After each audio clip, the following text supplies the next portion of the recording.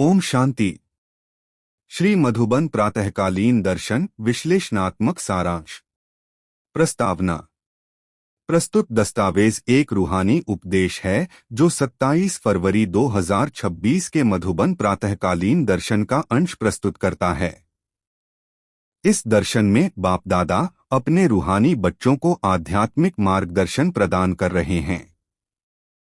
मुख्य विषय वस्तु में पुरानी दुनिया कब्रिस्तान को नई दुनिया परिस्तान में परिवर्तित करने की अवधारणा, बेहद के बाप की सर्वेंट सेवक के रूप में भूमिका तथा आत्मा के पतित से पावन बनने की प्रक्रिया का वर्णन है। यह दर्शन संगमयुग के महत्व और इस युग में मनुष्य के उत्तम से उत्तम बनने की संभावना को रेखांकित करता है। मूल आध्यात्मिक अवधारणाएं। कब्रिस्तान से परिस्तान की ओर। बाप दादा इस कब्रिस्तान को परिस्तान बनाने की बात करते हैं। यहाँ कब्रिस्तान का अर्थ पुरानी तमोप्रधान पतित अवस्था से है, जहाँ आत्माएं अज्ञान के अंधकार में रहती हैं। परिस्तान का अर्थ है स्वर्ग रूपी नई दुनिया, जहाँ सतयुग की पावन अवस्था होगी। यह परिवर्तन बाप की कृपा और बच्चों के पुरुषार्थ दोनों से संभव है। बाप कहते हैं कि जब तक नई दुनिया का वर्षा नहीं मिलता, तब तक इस पुराने कब्रिस्तान में रहकर नई दुनिया बनाने का कार्य करना है। यह जमुना का कंठा, महल और देहली जमुना नदी आदि के रूप में प्रकट होगा, जो ड्रामा प्लान अनुसार 5000 वर्षों के बाद हूबहू दोहराया जाएगा। बेहद का बाप अद्भुत सेवक। बाप दादा स्वयं को वंडरफुल सर्वेंट अद्भुत सेवक कहते हैं।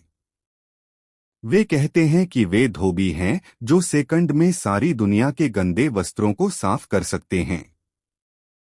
यह आत्मा रूपी वस्त्र को स्वच्छ बनाने का प्रतीक है, जिससे शरीर भी शुद्ध मिलता है।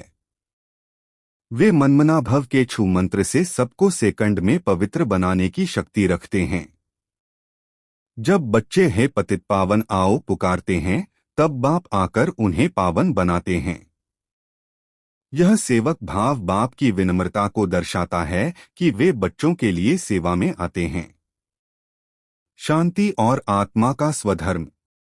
ओम शांति का अर्थ बच्चों को बाप ने समझाया है कि आत्मा का स्वधर्म शांत होना है।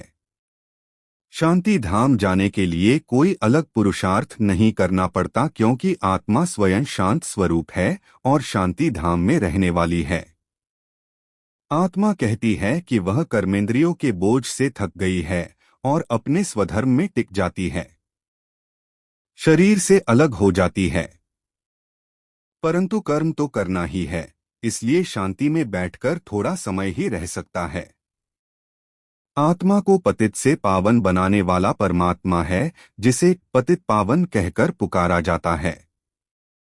योग अग्नि पापों को जलाने वाली। बाप दादा योग अग्नि की अवधारणा समझाते हैं।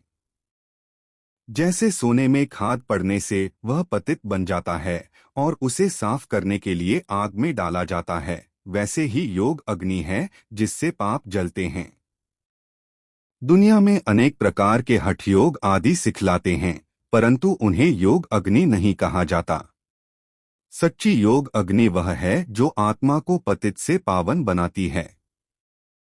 ड्रामा प्लान अनुसार सबको तमो प्रधान पतित बनना ही है, यह उनका बीजरूप ऊपर में है। जब बाप को बुलाते हैं तो बुद्धि ऊपर चली जाती है और वर्षा मिलता है। सतयुग और कलियुग का द्वंद्व। देवताओं और असुरों की लड़ाई। बाप दादा सतयुग में देवताओं और कलियुग में असुरों की अवस्था का वर्णन करते हैं। सतयुग में सभी 5 तत्व भी सतोप्रधान होते हैं, जबकि यहाँ कलियुग में 5 तत्व भी तमोप्रधान हैं। देवताओं और असुरों की लड़ाई लगी नहीं है, बच्चे आसुरी 5 विकारों पर योग बल से जीत पाते हैं। वे डबल अहिंसक हैं, कभी किसको हाथ भी नहीं लगाते। काम कटारी चलाना सबसे बड़ा पाप है जो आदिमध्यंत दुहक देती है। विकार में नहीं जाना चाहिए। देवताओं की महिमा गाते हैं, आप सर्वगुण संपन्न। पतित पावन की पुकार। जब आत्मा पतित बनती है तब हे पतित पावन आओ कहकर बुलाती है। जब पावन होती है तब किसी को बुलाती ही नहीं, क्योंकि उन्हें स्वर्ग कहा जाता है। यहाँ साधु संत आदि हे पतित पावन सीताराम धुन लगाते हैं। बाप कहते हैं कि इस समय सारी दुनिया पतित है और यह ड्रामा बना बनाया है। जब तक बाप नहीं आते बच्चों को अपना पार्ट बजाना है। ज्ञान और भक्ति के बाद वैराग्य है, पुरानी दुनिया से वैराग्य, जिसे बेहद का वैराग्य कहते हैं। ज्ञान मार्ग की विशेषता। अव्यभिचारी ज्ञान।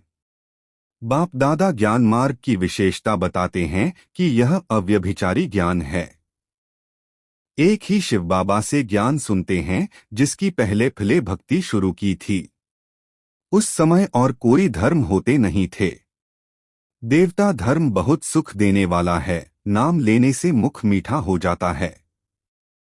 बाप कहते हैं कि और किसी से न सुनो, यह तुम्हारा अव्यभिचारी ज्ञान है। बेहद के बाप के बने हो, बाप से ही वर्षा मिलेगा नंबरवार पुरुषार्थ अनुसार। बाप थोड़े समय के लिए साकार में आते हैं, उनका स्थायी शरीर नहीं है। शिव जयंती से गीता जयंती हो जाती है और उससे ही ज्ञान शुरू होता है। ज्ञान सागर और अमृत। यह रूहानी विद्या परमात्मा से मिलती है, पानी से नहीं। पानी को थोड़े ही ज्ञान कहेंगे। पतित से पावन ज्ञान से बनेंगे, पानी से थोड़े ही पावन बनेंगे। नदियां तो सारी दुनिया में हैं ही। ज्ञान सागर बाप आते हैं, इसमें प्रवेश कर नॉलेज सुनाते हैं। जब कोई मरते हैं तो मुख में गंगा का जल डालते हैं, समझकर कि यह पतित से पावन बनाने वाला है। वास्तव में गौमुख चैतन्य है, तुम्हारे मुख से ज्ञान अमृत निकलता है। गौ से दूध मिलता है, पानी की बात नहीं। विनाश और स्थापना। ज्ञान यज्ञ का स्वाहा। बाप दादा कहते हैं कि वे रुद्र ज्ञान यज्ञ रचते हैं, जिसमें आसुरी संप्रदाय के विघ्न पड़ते हैं। यह शिव बाबा का बेहद का यज्ञ है, जिसमें मनुष्य से देवता बनते हैं। ज्ञान यज्ञ से विनाश ज्वाला प्रज्वलित हुई गाया गया है।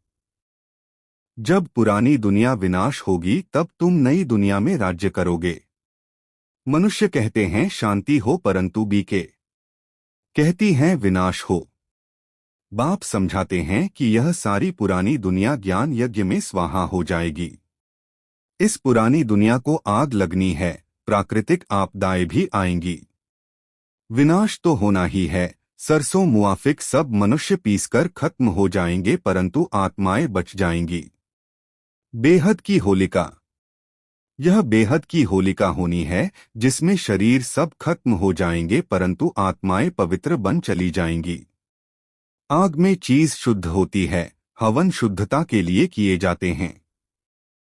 विनाश के पहले स्थापना हो जानी चाहिए। ब्रह्मा द्वारा स्थापना होती है। प्रजापिता मशहूर हैं, आदि देव और आदि देवी हैं। जगत अम्बा के लाखों मंदिर हैं और मेले लगते हैं। बच्चे जगत अम्बा के बच्चे हैं, ज्ञान ज्ञानेश्वरी फिर राजराजेश्वरी बनेंगे। आयु और योग। बाप कहते हैं कि तुम जानते हो हमारी आयु 150 वर्ष की रहती है। जितना योग लगाओगे उतना आयु बढ़ती रहेगी। ईश्वर से योग लगाकर योगेश्वर बनते हो। मनुष्य भोगेश्वर हैं। बाप कहते हैं कि वे धोबी भी कहलाते हैं, वे सब आत्माओं को आकर साफ करते हैं और शरीर भी नया शुद्ध मिलता है। वे सेकंड में सारी दुनिया के कपड़े साफ कर लेते हैं। मनमनाभव होने से आत्मा और शरीर पवित्र बन जाते हैं। छू मंत्र है सेकंड में जीवन मुक्ति। कितना सहज उपाय है। बाप को याद करो तो पावन बन जाओ। चलते फिरते सिर्फ बाप को याद करो और कोई तकलीफ नहीं देता। संगमयुग उत्तम से उत्तम, पुरुषोत्तम बनने का युग। यह संगमयुग है जिसमें तुम उत्तम से उत्तम बनते हो, इसलिए इसे पुरुषोत्तम कहा जाता है। तुम कौड़ी से हीरे जैसा बनते हो। उत्तम से उत्तम मनुष्य देवता हैं। तुम संगमेक पर बैठे हो। तुम्हें पुरुषोत्तम बनाने वाला ऊंचते ऊंच बाप है। ऊंचते ऊंच स्वर्ग का वर्षा देते हैं, फिर तुम भूल क्यों हो? बाप कहते हैं मुझे याद करो। बच्चे कहते हैं बाबा कृपा करो तो हम भूले नहीं। यह कैसे हो सकता? बाप के डायरेक्शन पर चलना है। धारणा और मुख्य सार। बाप की याद में रहकर स्वयं को परिवर्तित करना। प्रथम मुख्य बिंदु है कि बाप के हर डायरेक्शन पर चलकर स्वयं को कौड़ी से हीरे जैसा बनाना है। एक बाप की याद में रहकर स्वयं के वस्त्रों को स्वच्छ बनाना है। दूसरा मुख्य बिंदु है कि अब नए घर में चलना है, इसलिए इस पुराने घर से बेहद का वैराग्य रखना है। नशा रहे कि इस पुराने कब्रिस्तान पर हम परिस्तान बनाएंगे। वरदान रहम की दृष्टि। जो बच्चे एक दो के संस्कारों को जानकर संस्कार परिवर्तन की लगन में रहते हैं, वे नॉलेजफुल हैं। वे स्वयं को देखते हैं और निर्विघ्न रहते हैं।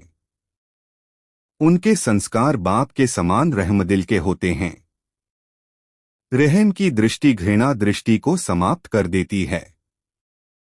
ऐसे रहमदिल बच्चे कभी आपस में खिटखिट नहीं करते। वे सपूत बनकर सबूत देते हैं। स्लोगन। सदा परमात्म चिंतन करने वाले ही बेफिक्र बादशाह हैं, उन्हें किसी भी प्रकार की चिंता नहीं हो सकती। एकता और विश्वास की विशेषता द्वारा सफलता संपन्न बनो। सवा उन्नति और सेवा की उन्नति दोनों में एक ने कहा, दूसरे ने हाँ जी किया, ऐसे सदा एकता और दृढ़ता से बढ़ते चलो। जैसे दादियों की एकता और दृढ़ता का संगठन पक्का है, वैसे रत्नों का भी संगठन पक्का हो तो संगठन की शक्ति जो चाहे वह कर सकती है। निष्कर्ष। यह दर्शन संगमयुग के महत्वपूर्ण क्षण को रेखांकित करता है, जब मनुष्य पतित से पावन बनने का अवसर पाता है। बाप दादा की शिक्षाएं इस बात पर बल देती हैं कि बाप की याद में रहकर, उनके डायरेक्शन पर चलकर और पुरानी दुनिया से वैराग्य रखकर ही नई दुनिया का वर्षा प्राप्त किया जा सकता है। यह आध्यात्मिक मार्ग न केवल व्यक्तिगत उत्थान का मार्ग है, बल्कि समष्टि उत्थान का भी मार्ग है, जहां एकता और दृढ़ता से सब बच्चे मिलकर इस कब्रिस्तान को परिस्तान बनाएंगे। ओम शांति।